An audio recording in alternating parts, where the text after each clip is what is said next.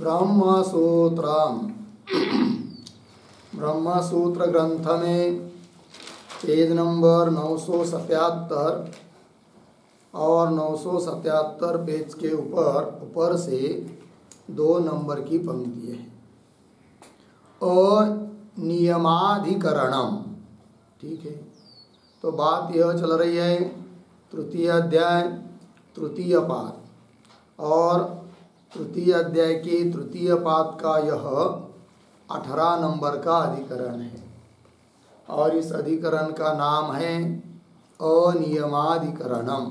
ठीक, चलते हैं। इस अधिकरण के भी जो 6 अंग है उसको हम लोग लिख लेते हैं। तो शीर्षक है 18 अनियमाधिकरणम, एक ही सूत्र का यह अधिकरण है। फिर नीचे के पंक्ति में कंस में लिखिए सर्वासु एव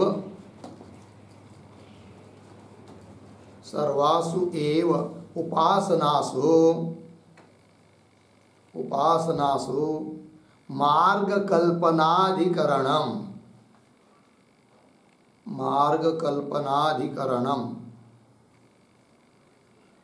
पूर्ण विराम कंस बंद।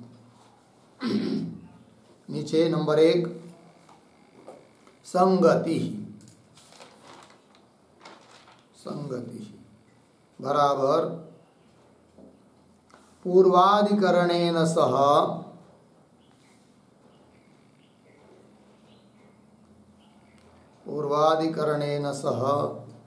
अस्य अधिकरणस्य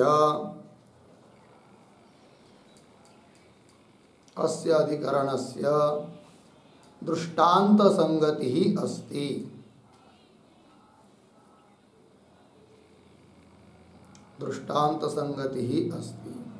पूर्ण विराम। तथा ही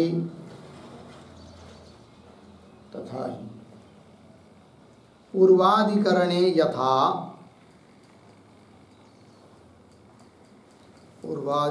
यथा सगुण विद्यायां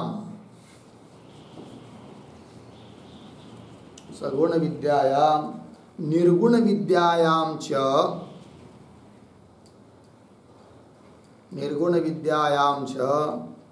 मार्गस्य भावाभावाभ्यां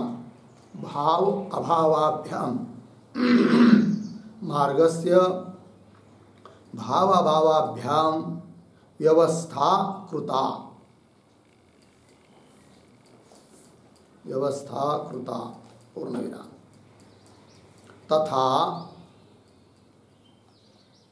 तथा सगुण विद्यासु अपि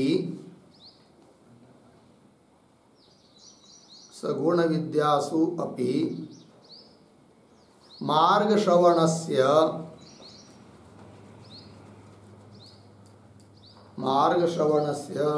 भावाभावात् व्यवस्था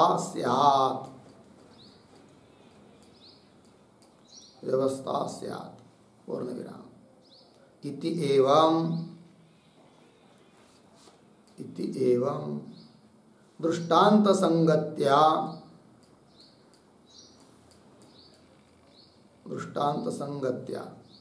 इदम अधिकरणम आरभ्यते।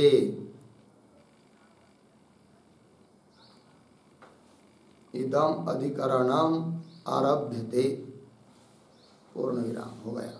देखो भाई अर्थ तो अनियमाधिकरण है। क्या बताना है इस अधिकरण में? एक वाक्य में आपको बता दिया कि सर्वासु उपासनासु, सभी उपासनाओं में जितनी भी सगुण उपासनाएं हैं, निर्गुण ब्रह्म उपासना को छोड़ दीजिए, तो सगुण सर्वासु एव उपासनासु मार्ग कल्पनाधिकरणम, सभी उन उपासनाओं के लिए मार्ग की कल्पना करने वाला यह अधिकरण है। ठीक है, आइए तो संगति बता रहे हैं। तो पूर्वाधिकरण के साथ इस अधिकरण की दृष्टांत संगति है। वो कैसे?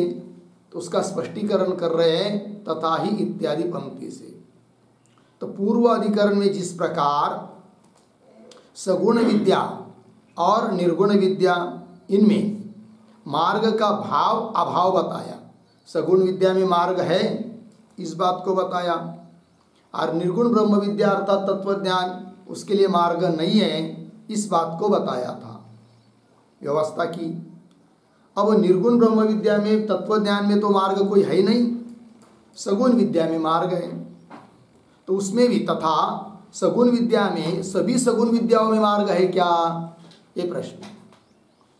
तब करे तथा सगुण विद्या स्वपि मार्ग श्रवण से भावाभावात्, भाव और अभाव अर्थात कुछ सगुण विद्याओं में मार्ग कहना चाहिए जहाँ श्रुति ने बताया है, और जिन सगुण विद्याओं में मार्ग नहीं बताया है वहाँ पर मार्ग का अभाव कहना चाहिए। इस प्रकार की व्यवस्था होनी चाहिए, जैसे कि पीछे अधिकरण में सगुण विद्या में मार्ग बताया, निर्गुण विद्या में नहीं, उस प्रकार सगुण विद्या में भी जहाँ श्रुति ने मार्ग बताया है वहाँ मार्ग मानो, और जहाँ मार्ग नहीं बताया है अर्चिरादि वगैरह मार्ग गति नहीं बताया है वहाँ मत मानो। ऐसी व्यवस्था होनी चाहिए। ते इति एवं, इस प्रकार फिर ये दृष्टांत संगति, पीछे के अधिकरण को दृष्टांत समझकर अब यहाँ पर उसी प्रकार होना चाहिए ऐसा कहा जा रहा है, अतः दोनों अधिकरणों की दृष्टांत संगति बन जाती है। ठीक, फिर आगे चलते नंबर 2 विषय बराबर अर्चिरादि मार्ग, अर्चिरादि मार्ग अस्य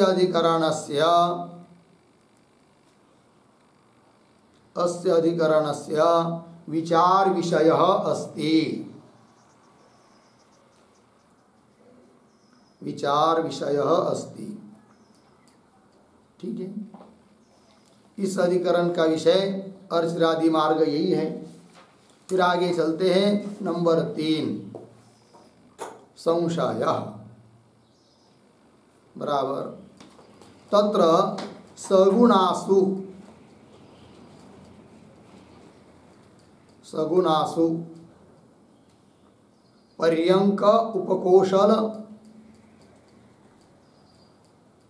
पर्यंक उपकोशल पंचाग्नि दहर विद्यासु, पंचाग्नि दहर विद्यासु मार्गः श्रूयते, मार्गः श्रूयते अर्धविराम। न मधु शांडिल्य, मधु शांडिल्य वैश्वानर, वैश्वानर षोडशकल विद्यासु, षोडशकल विद्यासु पूर्णविराम तत्र, तत्र यथाश्रुतम, यथाश्रुतम मार्गस्य नियमः अस्ति न वा, मार्गस्य नियमः अस्ति न वा इति भवति संदेहः, इति भवति संदेहः। ठीक है, देखो भाई अर्थ तत्र सगुणासु, सगुण विद्या उदाहरण पर्यंक विद्या, उपकोशल विद्या, पंचाग्नि विद्या, दहर विद्या, इनमें मार्ग तो श्रुति ने बताया है, और कुछ विद्या ऐसी है सगुण विद्या कि जिसमें मार्ग बताया नहीं है। उदाहरण मधु विद्या, शांडिल्य विद्या, वैश्वानर विद्या, षोडशकल विद्या इत्यादियों में मार्ग बताया नहीं है। अब संशय उत्पन्न होता है फिर क्या कि तत्र, ऐसी स्थिति में कि जहाँ कहीं पर तो मार्ग बताया है कहीं पर नहीं बताया है, ऐसी स्थिति में यथाश्रुतम मार्गस्य नियम अस्ति न वा, यथाश्रुतम मतलब जहाँ श्रुति ने बताया है वहीं पर वो मार्ग मानना चाहिए, अन्य जगह नहीं। इस प्रकार का नियम है या नहीं, मतलब नियम मानेंगे तो जहाँ बताया मार्ग है वहाँ मार्ग मानना, जहाँ मार्ग का उल्लेख नहीं किया है वहाँ मार्ग नहीं, ये नियम हुआ। और अनियम कहेंगे तो जहाँ मार्ग बताया है वहाँ तो ठीक है ये मार्ग ही है, किंतु जहाँ पर मार्ग नहीं बताया है वहाँ पर भी उधर के मार्ग का इधर उपसंहार करेंगे तो सभी जगह मार्ग हो जाएगा, तब अनियम। तात्पर्य नियम है, मार्ग का नियम है सगुण विद्या में अथवा नहीं, ये बन गया संशय। ठीक, फिर आगे चलते हैं नंबर 4 पर, पूर्व पक्ष बराबर छांदोग्ये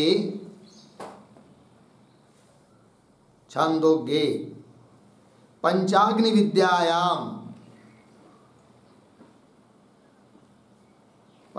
विद्यायाम उपकौशल विद्यायाम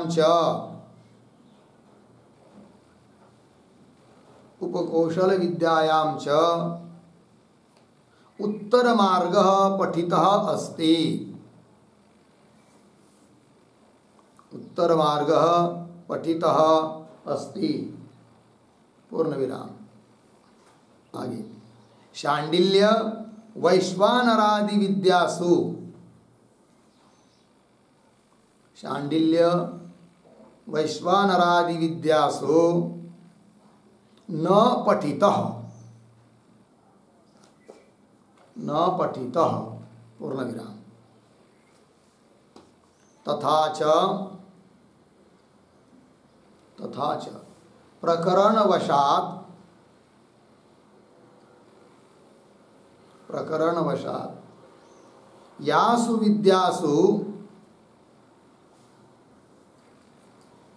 विद्यासु मार्गः श्रुतः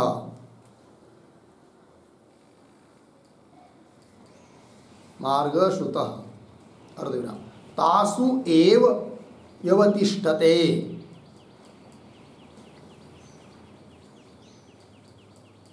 तासु एव व्यवतिष्ठते अर्धविराम। न तु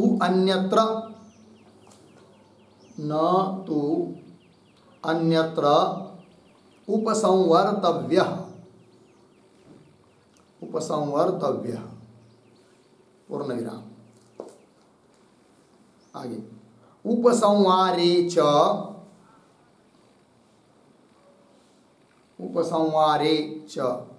सकृत पठितस्य एव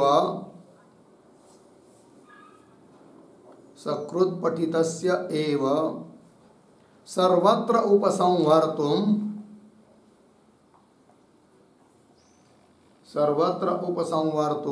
शक्यतया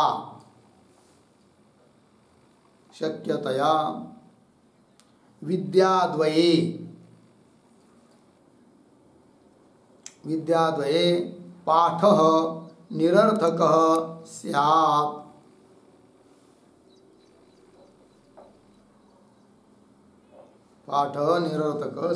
पूर्ण विराम। तस्मात् श्रुतस्थलेषु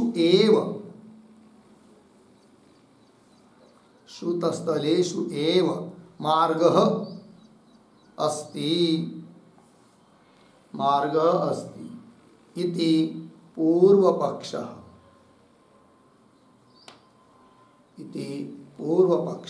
ठीक है, देखो भाई अर्थ। छांदोग्य उपनिषद में पंचाग्नि विद्या और उपकौशल विद्या में उत्तर मार्ग अर्थात अर्चिरादि मार्ग अर्थात देवयान मार्ग, एक ही मार्ग के नाम है। अर्चिरादि मार्ग बोलो, देवयान मार्ग बोलो, उत्तर मार्ग बोलो, तो उसमें ये मार्ग बताया है पंचाग्नि विद्या के प्रसंग में और उपकौशल विद्या के प्रसंग में। और उसी छांदोग्य में फिर शांडिल्य और वैश्वानरादि विद्या में मार्ग बताया नहीं, उत्तर मार्ग बताया नहीं है। तथा च प्रकरण के बल पर यासु विद्यासु मार्ग श्रुत, जिन विद्याओं में मार्ग श्रुति ने कहा है, तासु एव व्यवतिष्ठते, वहीं पर उस मार्ग को मानना चाहिए।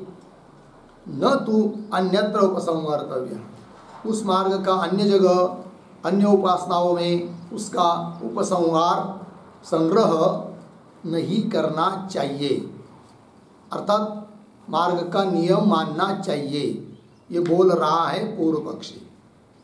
और वो आगे कहता है कि समझ लीजिए, एक दो जगह मार्ग बताया है, दो जगह, और उसका सभी जगह उपसंहार करेंगे तो और एक दिक्कत क्या, तो पंक्ति उपसंहारे च सकृत पठितस्य एव सर्वत्र उपसंवर्तुम शक्यते। यदि सभी जगह मार्ग का उपसंहार नहीं करना है तो एक ही जगह मार्ग बताना चाहिए था, उसका उपसंहार सब जगह कर पाते, फिर दो जगह क्यों बताया है कि नहीं। तो पंचाग्नि विद्या में और उपकौशल विद्या में दो जगह उत्तर मार्ग बताया है, और अन्य उपासनाओं में भी कुछ अलग कोई मार्ग बताया हो, किंतु कुछ विद्या में ही मार्ग बताया, दो विद्या में मार्ग बताया उत्तर मार्ग, अन्य में नहीं।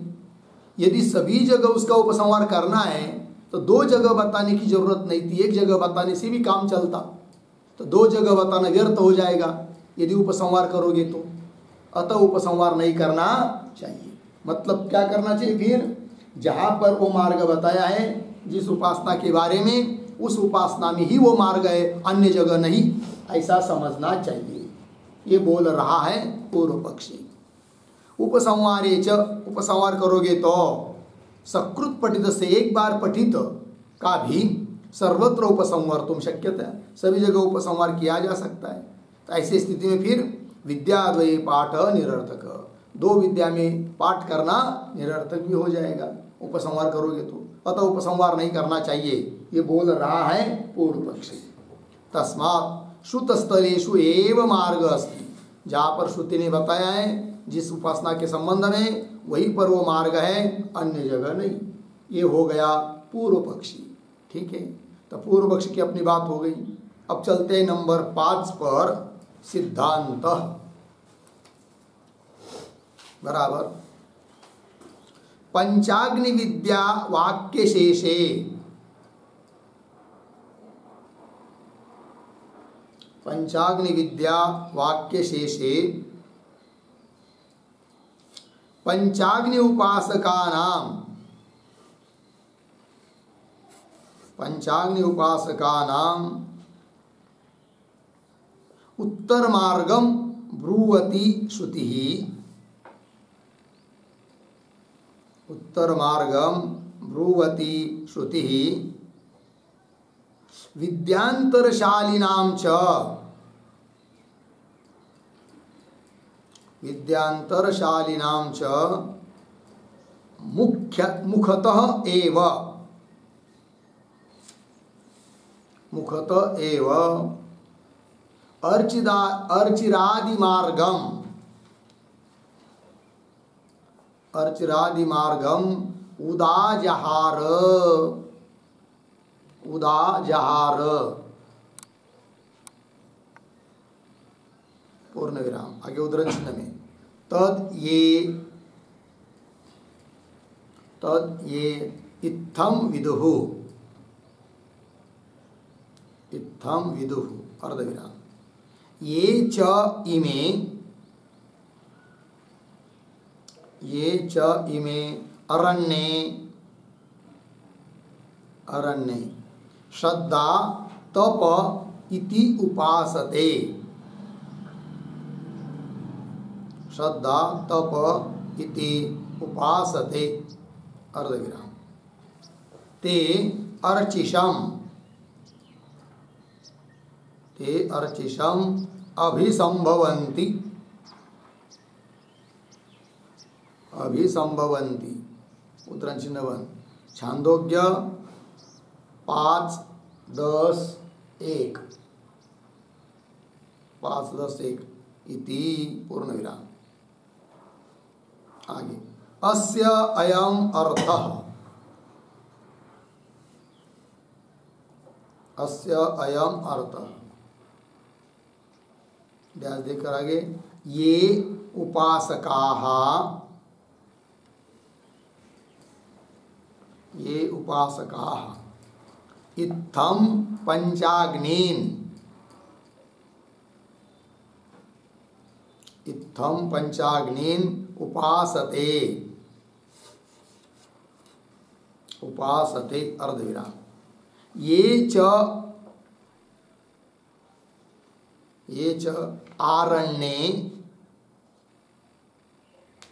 आरण्ये श्रद्धा तप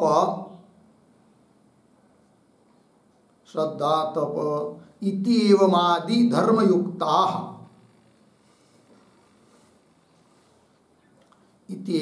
धर्मयुक्ताः सन्तः अपि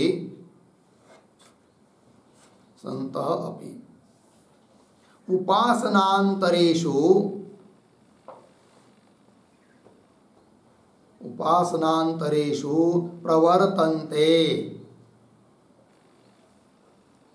प्रवर्तन्ते अर्धविराम। ते सर्वे अपि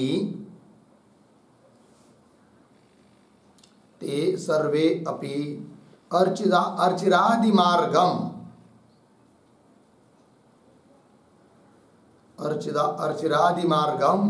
प्राप्नुवन्ति इति पूर्णविराम। आगे ततश्च मार्ग प्रतिपादक वाक्येन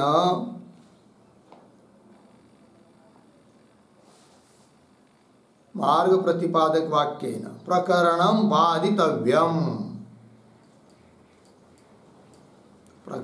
बाधितव्यम् पूर्णविराम। न च द्विहि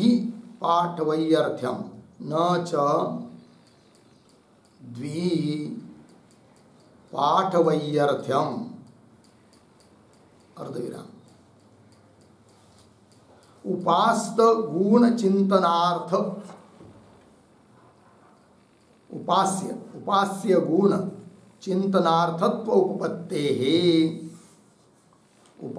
गुण चिंतनार्थत्व उपपत्तेः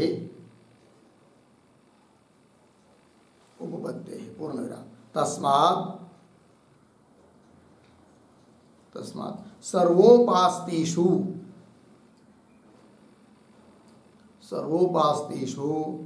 उत्तरः मार्गः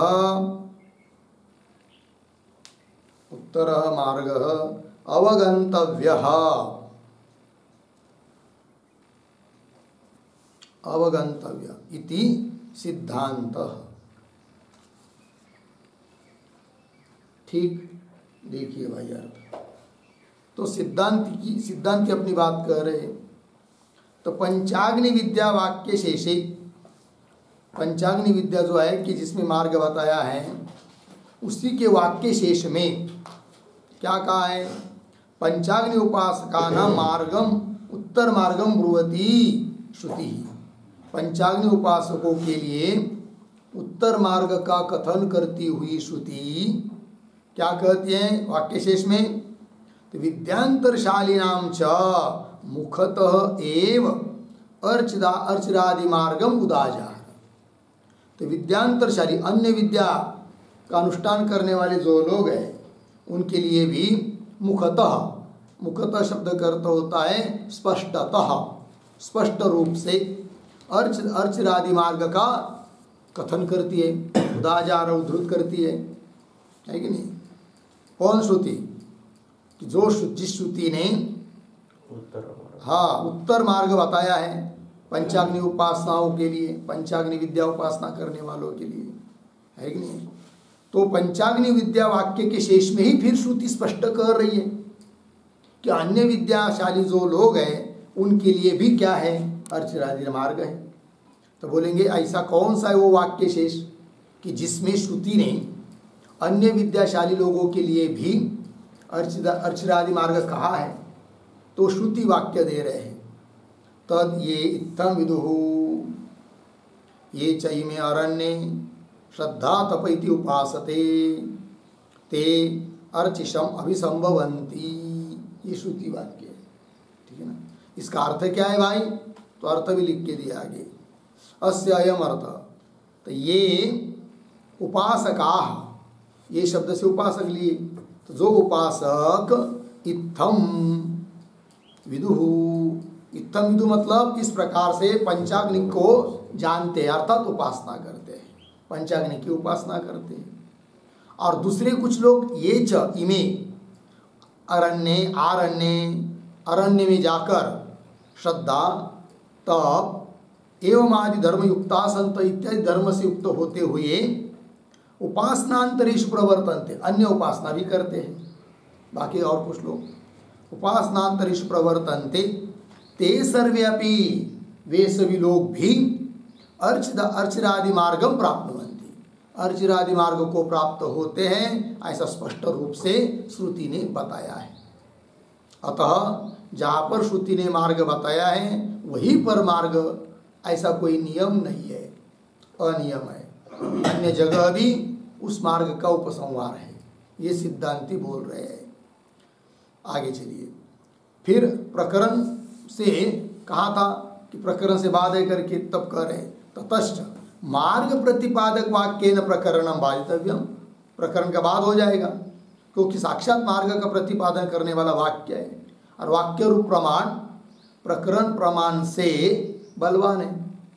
श्रुति, लिंग, वाक्य, प्रकरण, स्थान, समाज पूर्व के बलवान है, उत्तर के दुर्बल है। तो वाक्य के बाद आता है प्रकरण, अतः प्रकरण का बाद हो जाता है, ये सिद्धांति कह रहे हैं। फिर पुनः पूर्व पक्षी बोलेगा यदि उस विद्या का सभी सगुण उपासनाओं में उपसंहार ही करना है तो एक जगह ही बताना चाहिए था, दो जगह क्यों बताया, है ना। ये शंका पूर्व पक्षी की, उसका भी उत्तर दे रहे। न च द्विही पाठ वैयर्थ्यम, द्विही पाठ वैयर्थ्यम न, दो जगह पाठ किया है, दो उपासना मार्ग का कथन किया है, वो भी कोई व्यर्थ बात नहीं है। क्यों? उपास्य गुण चिंतनार्थत्व उपपत्ति, जो उपास्य तत्व है उसके गुण का चिंतन करने के लिए उसका उपयोग है। अतः दो पाठ करना कोई हानि नहीं है, ये बात करें, क्योंकि उसका प्रयोजन उपास्य तत्व का चिंतन करना है, ये बात है। तस्मात् सर्वोपास्तिषु उत्तर मार्ग अवगंतव्य, इसलिए सभी सगुण उपासनाओं के बारे में उत्तर मार्ग समझना चाहिए। ये हो गया सिद्धांत की बात। अब आगे चलते, नंबर 6 प्रयोजना बराबर पूर्व पक्षे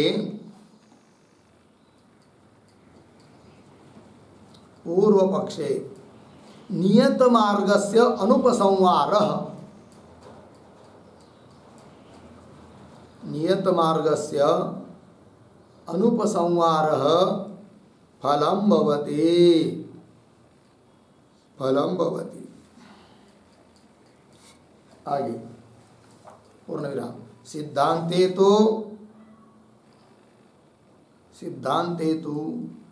अनियतायाः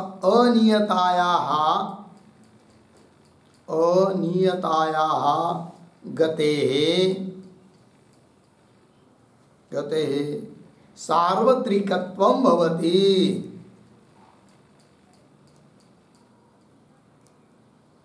सार्वत्रिकत्वं भवति इति प्रयोजनं विद्यते। पूर्णविराम। आगे इत्येवम् उभयोः फलभेदः अस्ति।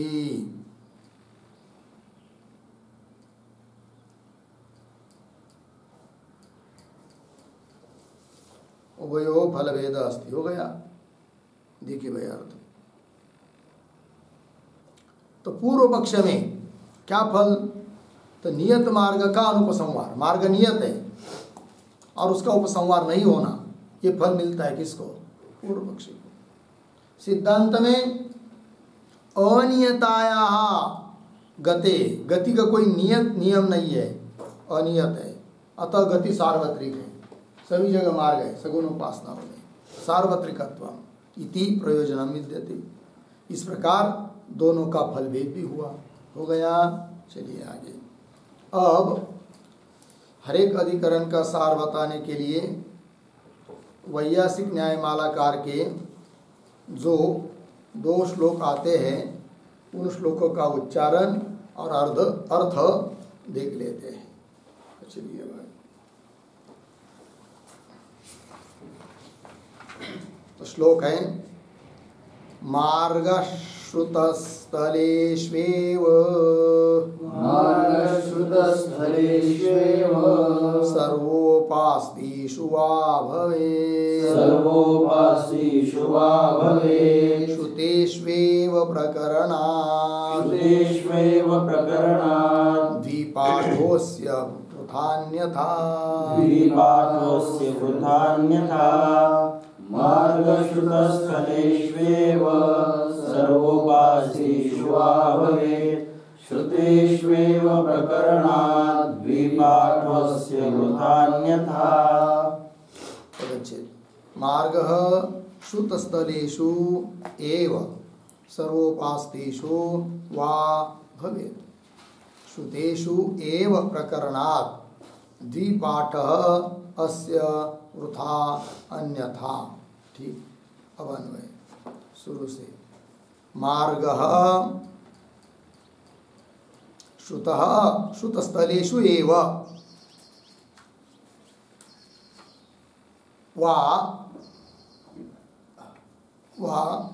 पीछे सर्वोपास्तिषु भवेत् हो गया इतना। उत्तरार्ध में प्रकरणात् श्रुतेषु एव।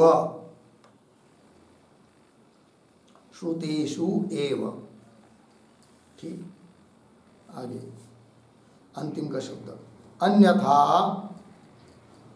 पीछे अस्य और पीछे द्विहि पाठः आगे वृथा। ठीक है, चलिए क्या कह रहा है पूर्व पक्षी। तो मार्ग अर्चनादि मार्ग देवयान मार्ग श्रुतस्थलेषु एव वा सर्वोपास्तिषु भवेत् विकल्प हुआ कि श्रुतस्थलेषु मतलब जहाँ पर श्रुति ने अर्चनादि मार्ग बताया है जिस उपासना के संबंध में, वहीं पर ही केवल समझना चाहिए पहला विकल्प। वा अथवा सर्वोपास्तिषु भवेत्, या सभी उपासनाओं में उसको ले जाना चाहिए, अर्चनादि मार्गों को समझना चाहिए। दोनों में से कौन बात है? तब पूर्व पक्ष अपनी बात कह रहा है श्रुतेषु एव, बराबर है ना? हाँ, प्रकरणात् श्रुतेषु एव।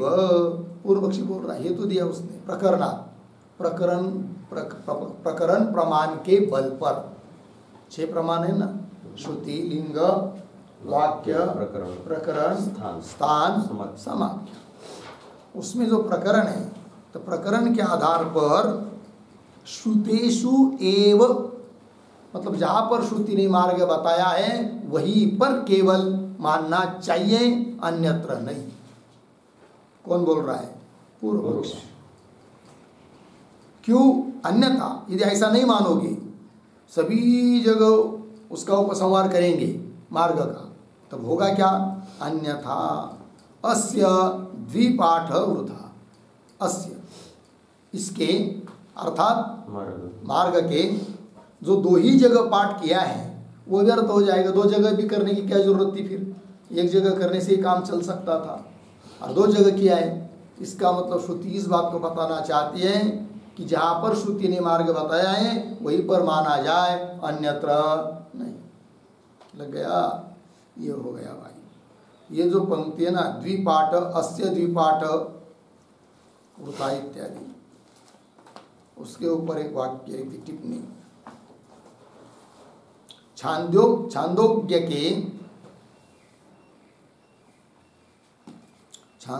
के पंचाग्नि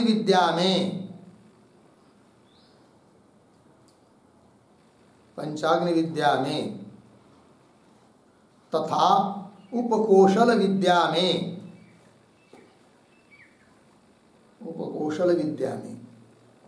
उत्तर मार्ग बराबर देवयान मार्ग पठित है। उत्तर मार्ग बराबर देवयान मार्ग पठित है पूर्णविराम। किंतु शांडिल्य विद्या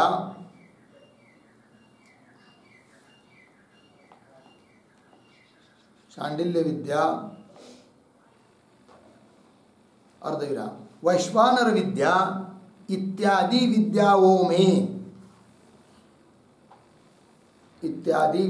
में वह मार्ग पठित नहीं है, वह मार्ग पठित नहीं है। पूर्ण विराम। अतः वह जहाँ श्रुत है, जहाँ श्रुत है वही प्रकरण वशते व्यवस्थित है।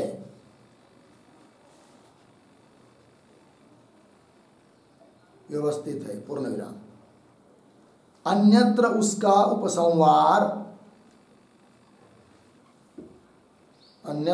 उपसंहार नहीं होगा,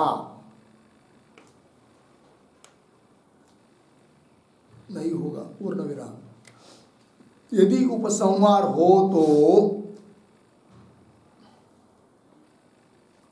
यदि उपसंहार हो तो दो जगह उसको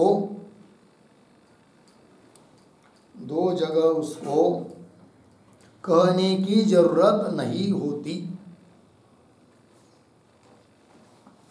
कहने की जरूरत नहीं होती। पूर्ण विराम।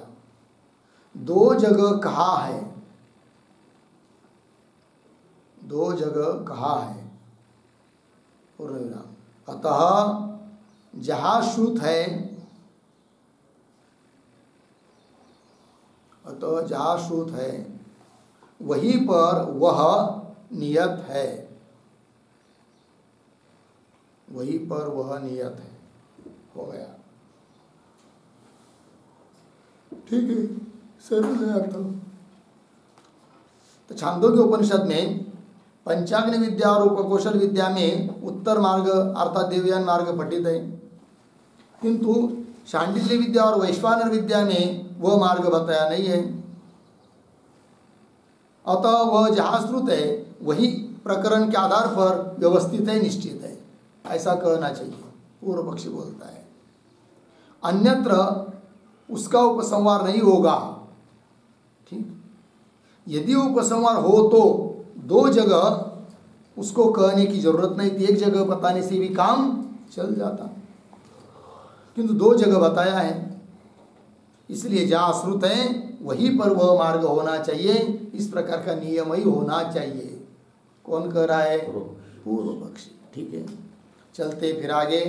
दूसरा श्लोक सिद्धांतियों का। प्रोक्तो विद्यांतरे मार्गो, प्रोक्तो विद्यांतरे मार्गो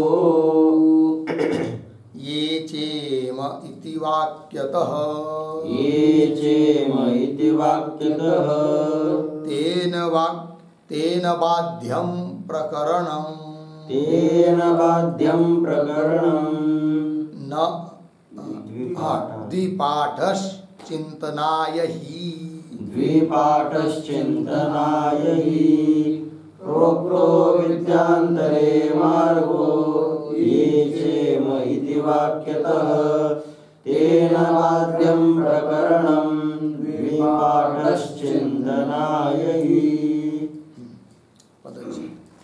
प्रोक्तः विद्यांतरे मार्ग ये च इमे इति वाक्यतः तेन बाध्यं प्रकरणं द्विपाठ चिंतनाय ही। अवन्वय।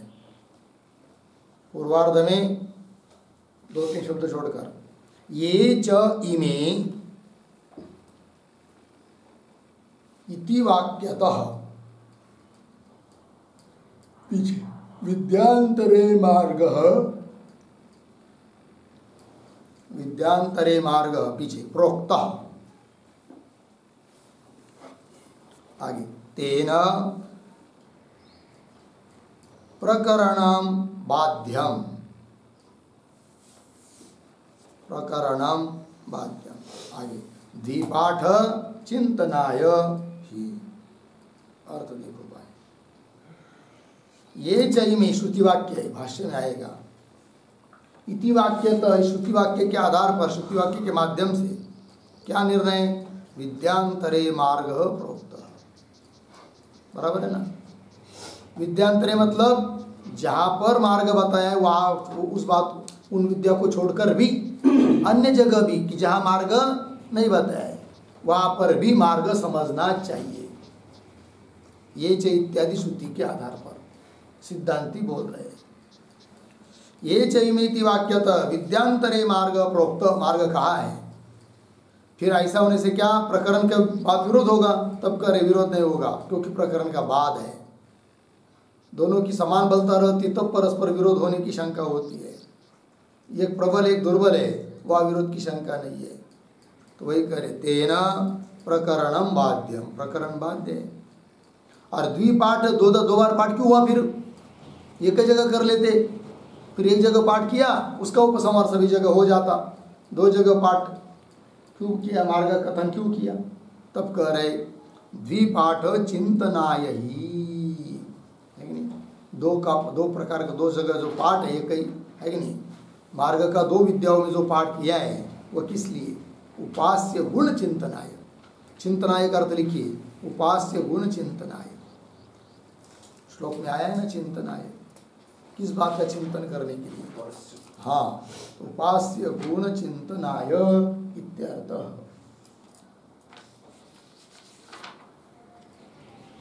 हो गया जी, चलिए आगे। अब भाष्य में चलते हैं।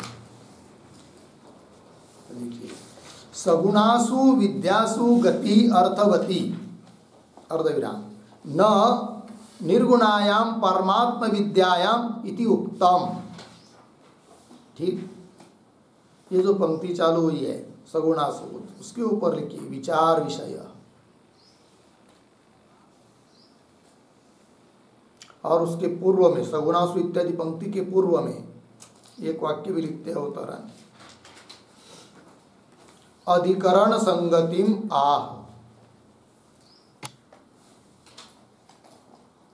अधिकरण संगतिम आह सगुणासु इति।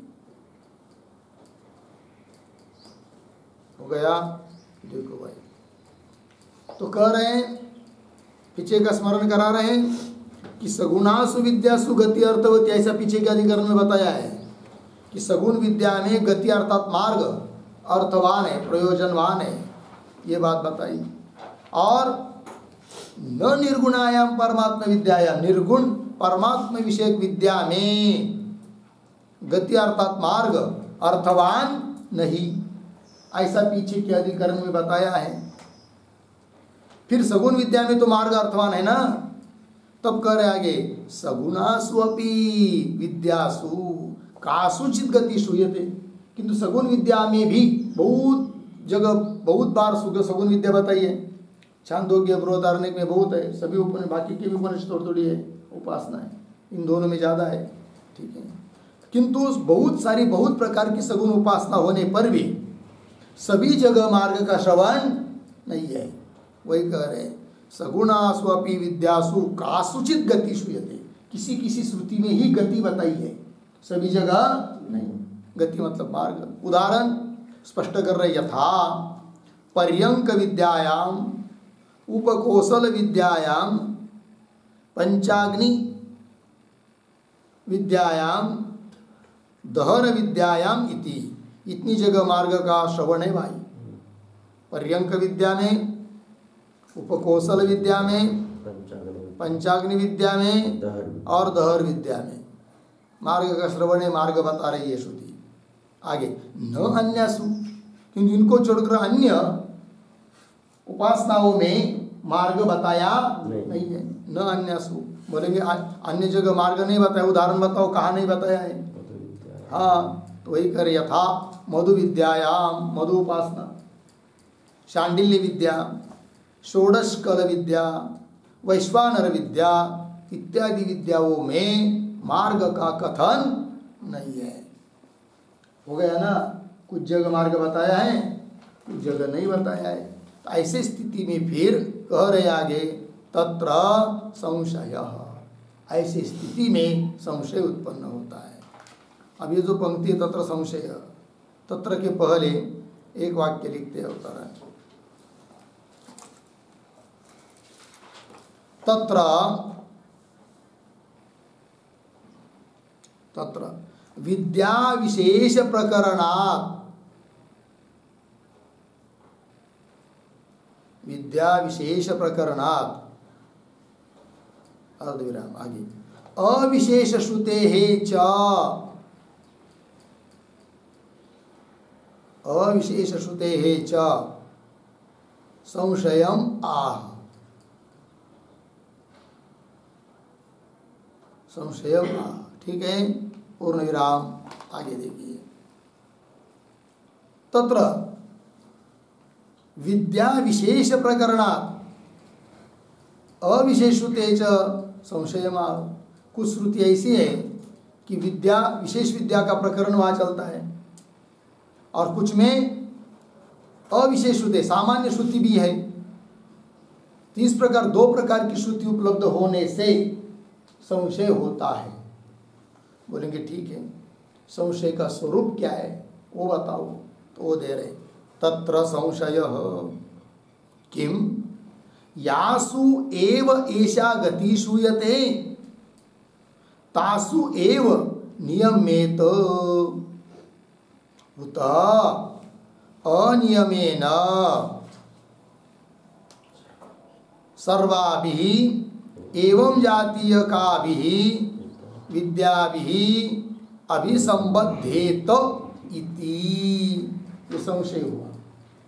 ठीक, क्या है देखो, किम यासु एव एषा गति श्रूयते, जिन श्रुतियों में ही ये गति अर्थात मार्ग सुनाया है, तासु एव उन श्रुतियों में ही नियम में, तो वहीं पर उसका नियमन करना है क्या, वहीं पर उस मार्ग को मानना है क्या, पहला विकल्प हुआ। नियम में तो उत अथवा अनियमेन, अनियमेन मतलब कोई नियम नहीं, एक दो जगह बताए मार्ग तो उसका उपसंहार संग्रह बाकी की जगह भी कर लेंगे, ये अनियम हुआ। वही कह रहे नियम में तो आगे अनियमेन सर्वाभि एवं जातीय का भी है ना, अनियम से सभी इस प्रकार के विद्याओं के साथ अभिसंबद्धित, सभी विद्याओं के साथ उसका संबंध हो जाता है। किसका, मार्ग का, मार्ग की बात चल रही ना। संशय क्या हुआ कि जिन श्रुतियों में मार्ग बताए उन्हीं श्रुतियों को वो मानना है, अथवा सभी श्रुतियों में मार्ग की कल्पना करनी है कि जहाँ पर श्रुति ने नहीं बताए वहाँ पर भी, ये संशय हुआ। सर्वाभि एवं जातीय का भी विद्या भी अभिसंबद्धेत इति, हो गया इतना। आगे किम तावत प्राप्तम, इस प्रकार के दो विकल्प होने पर कौन प्राप्त होता है, ये प्रश्न हुआ। फिर आगे नियमः इति, ये जो पंक्ति नियम इति उसके ऊपर लिखिए पूर्व पक्ष।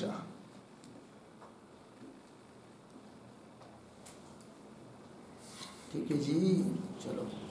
पूर्व पक्षी कहता है कि मार्ग का नियमन होना चाहिए। कैसे, वो आगे कह रहा है यत्र एव श्रूयते तत्र एव भवितुम अर्हति। क्या बात है इस पंक्ति में, ये जो पंक्ति है यत्र, यत्र के पहले एक वाक्य लिख लीजिए छोटा सा, नियमम व्याकरोति, नियमम व्याकरोति,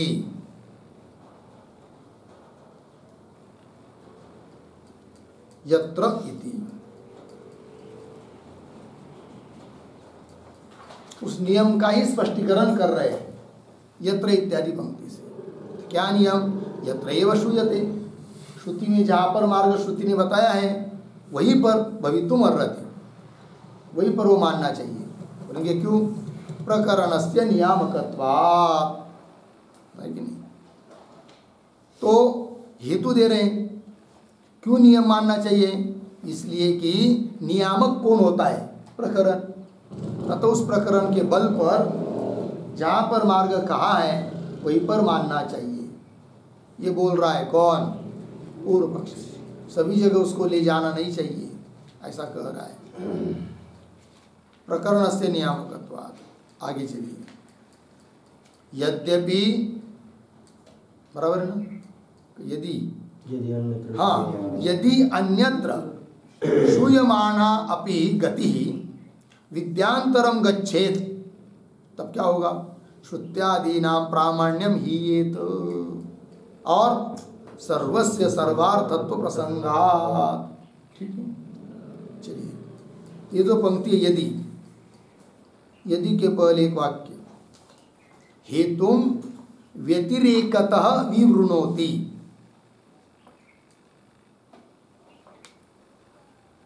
हेतुम व्यतिरेकतः विवृणोति यदि इति।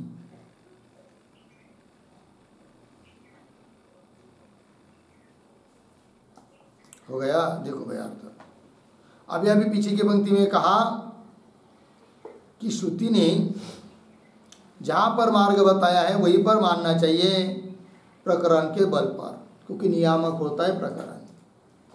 ठीक है, फिर सिद्धांती कह रहे हैं क्या?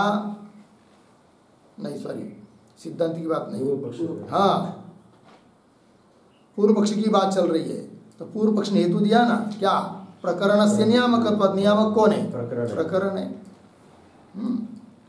अब उसी प्रकरण रूप हेतु को व्यतिरिक्त मुख से स्पष्ट कर रहा है पूर्व पक्ष।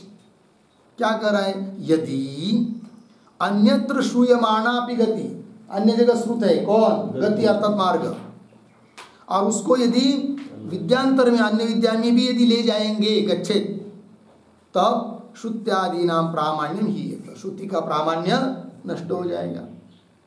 क्यों? सर्वस्य सर्वार्थत्व प्रसंगात्, सभी जगह की बात सभी जगह फिर प्राप्त होने लगेगी, सभी जगह मार्ग हो जाएगा। फिर यही पर मार्ग बताए वो क्यों? तो प्रामाण्य नहीं रहेगा, ये कह रहा है। यदि अन्यत्र श्रूयमाणापि गति विद्यांतरम गच्छेत, तब क्या होगा? श्रुत्यादि नाम प्रामाण्यम हीयेत, श्रुति इत्यादि को का प्रामाण्य नष्ट होगा। क्यों?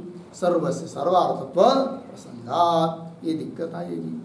ठीक, आगे चलिए। अपीच, और हेतु दे रहा है भाई पूर्व पक्षी अपनी बात को सिद्ध करने के लिए। और ये जो पंक्ति है देखिए, अपीच, अपी के पहले भी एक वाक्य लिखते हैं, न केवलम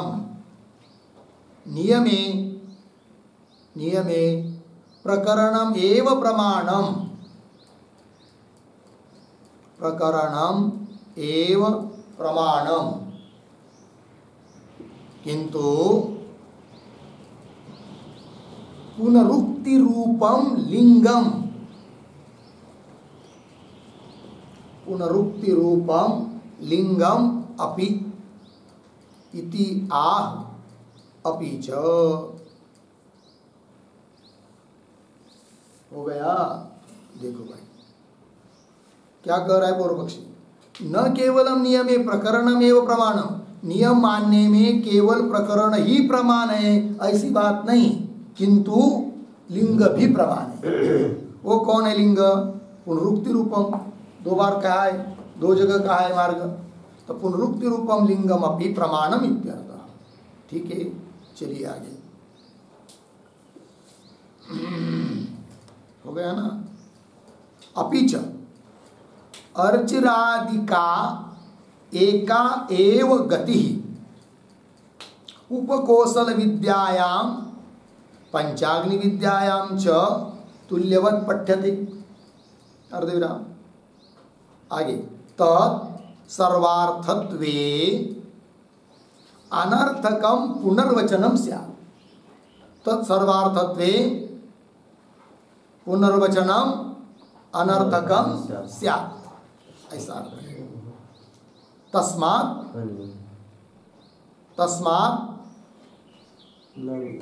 तस्मात् नियमः इति, ये सिद्ध पूर्व पक्षी की बात हुई। देखिए फिर अपीच इत्यादि पंक्ति से, अपीच और क्या? तो अर्चिरादि एका एव गति, एक ही गति, एक गति मतलब मार्ग। उपकौशल विद्या में और पंचाग्नि विद्या में यदि तुल्य व समान रूप से पठित है, ठीक, और तत् सर्वार्थत्वे, और वो दो जगह बताया हुआ मार्ग सभी जगह ले जाओगे, जहाँ बताया नहीं वहां पर भी, तो क्या होगा? तत्सर्वार्थत्वे, फिर पुनर्वचनम अनर्थकम स्यात्। पुनर्वचन दो जगह जो बताया है वो व्यर्थ हो जाएगा। अनर्थक शब्द का अर्थ है व्यर्थ, व्यर्थ हो जाएगा। ठीक है ना? कैसे? उस पर एक वाक्य लिखते हैं, एकत्र उक्त गते है, एकत्र उक्त गते है सर्वत्र संबंध सिद्धौ, सर्वत्र संबंध सिद्धौ पुनरुक्ति ही अनर्थिका इत्यर्थः। पुनरुक्ति ही अनर्थिका इत्यर्थः। हो गया? देखो यार, तो एकत्र उक्त गते है, एक जगह बताई हुई यदि गति मार्ग है तो सभी जगह उसका संबंध यदि हो सकता है तो दोबारा कहने की जरूरत क्या है? तो पुनरुक्ति का कहना व्यर्थ है। फिर ये बोल रहा है पूर्व पक्षी, तत्सर्वार्थत्वे पुनर्वचनम अनर्थकम स्यात्। कुल मिलाकर पूर्व पक्षी का अभिप्राय तस्मात् नियमः, इसलिए नियम है। नियम है मतलब क्या? जहाँ पर मार्ग बताया है वही पर मार्ग मानना है, जहाँ नहीं बताया वहाँ नहीं मानना। इस प्रकार का नियम ही होना चाहिए, ये बोल रहा है पूर्व पक्षी। तस्मात् नियमः इति। हो गया? आगे चलिए, एवं प्राप्ते पठति अनियमः इति। ये जो एवं प्राप्ति इत्यादि पंक्ति है उसके ऊपर लिखिए सिद्धांत।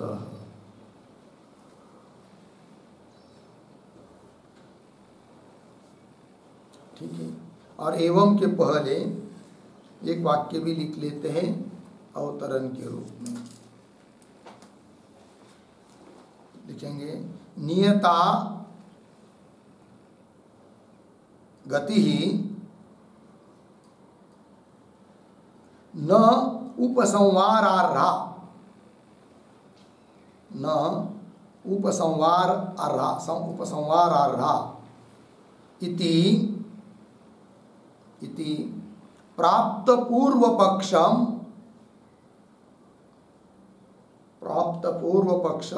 अनुद्य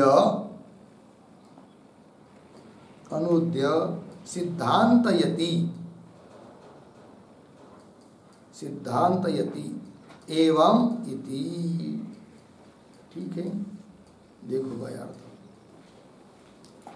तो नियता गति, नियत है गति मार्ग, इसलिए न उपसंवारार्हा, उपसंहार करने के लिए योग्य नहीं है। इस प्रकार का पूर्व पक्षी प्राप्त होने पर उसका अनुवाद करके अब अपनी बात सिद्धांती बोल रहे, सिद्धांतयति एवं इत्यादि पंक्ति से। ठीक है, एवं प्राप्ते, इस प्रकार का पूर्व पक्षी प्राप्त होने पर पठति, अर्थात उत्तर दे रहे, अनियम इत्यादि से अर्थात सूत्र से, तो सूत्र के माध्यम से उत्तर देना है। अतः सूत्र का उच्चारण और अर्थ देख लेते हम लोग। अनियमः सर्वासाम विरोध शब्दानुमानाभ्याम, अनियमः सर्वासाम विरोध शब्दानुमानाभ्याम। ठीक है, चलते हैं, लिखते हैं सूत्रावतरणम बराबर सगुण निर्गुण विद्यासु, सगुण निर्गुण विद्यासु गति भावाभाव व्यवस्थावत, गति भावाभाव व्यवस्थावत सगुण विद्यासु अपि, सगुण विद्यासु अपि व्यवस्था स्यात्, व्यवस्था स्यात् पूर्ण विराम। अर्थात यत्र सगुण विद्यायां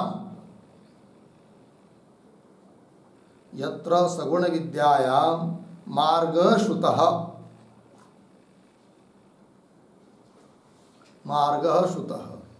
तत्र एव सः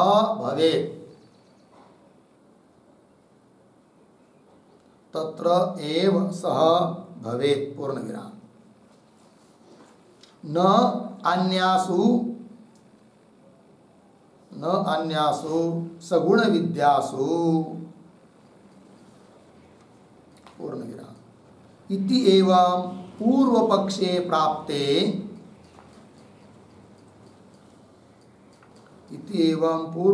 प्राप्ते आह। फिर नीचे के पंक्ति में सूत्रम अनियमः सर्वासाम विरोधः शब्दानुमानाभ्याम 3:3:31 पदच्छेद अनियमः सर्वासाम अविरोधः शब्दानुमानाभ्याम।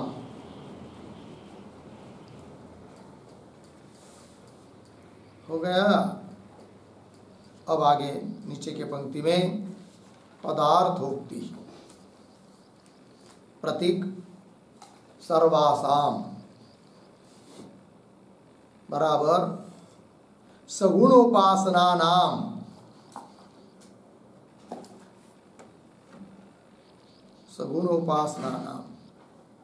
प्रतीक आगे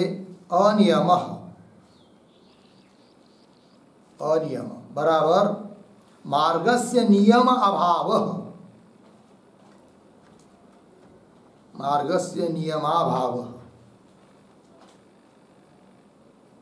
पूर्णविराम। अर्थात यासु सगुण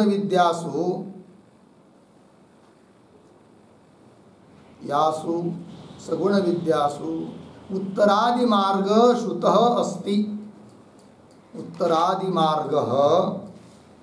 श्रुतः अस्ति। अर्धविराम। तत्र एव सः इति नियमः नास्ति। पूर्णविराम। ठीक। आगे कौंस में लिखिए ननु अनियम स्वीकारे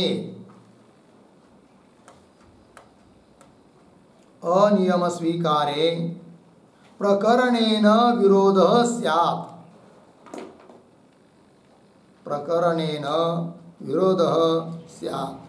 इति चेत आह। आगे की तरफ बांध देकर कौंस बांध। फिर आगे प्रतीक अविरोधः बराबर विरोधस्य अभावः अस्ति। पूर्णविराम। आगे कौंस में कुतः प्रश्न चिन्ह। आगे की तरफ बांध देकर कौंस बंद। फिर आगे प्रतीक शब्दानुमानाभ्याम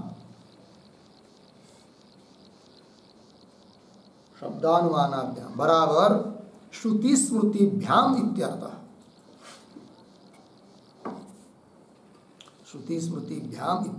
पूर्णविराम। आगे तथा ही उद्धरण चिन्ह में तद ये इत्थम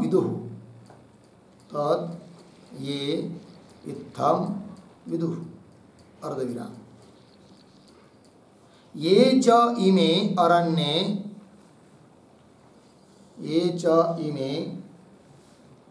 अरण्ये श्रद्धा तप इति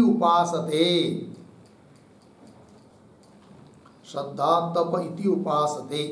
अर्धविराम। ते अर्चिषम ते अर्चिषम अभिसंभवन्ति। अभिसंभवन्ति पूर्ण विराम उद्धरण चिन्ह बंद। छांदोग्य 5:10-1 इति श्रुति। पूर्ण विराम। आगे उद्धरण चिन्ह में शुक्ल कृष्णे गति हेते। शुक्ल कृष्णे गति हेते जगत शाश्वते मते। जगत शाश्वते मते उद्धरण चिन्ह बंद। गीता 8:26। आगे इति स्मृति पूर्ण विराम। आगे अतः पंचाग्निविदाम इव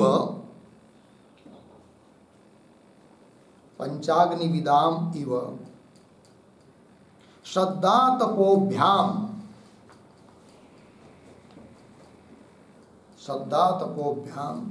विद्यांतर उपलक्षणतया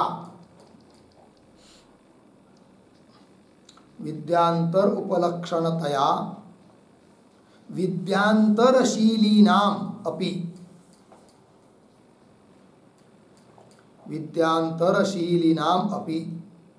अविशेषेण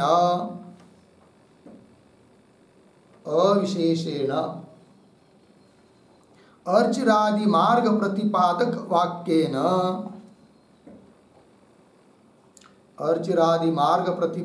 वाक्येन प्रकरण बाधे अविरोधः इति भावः।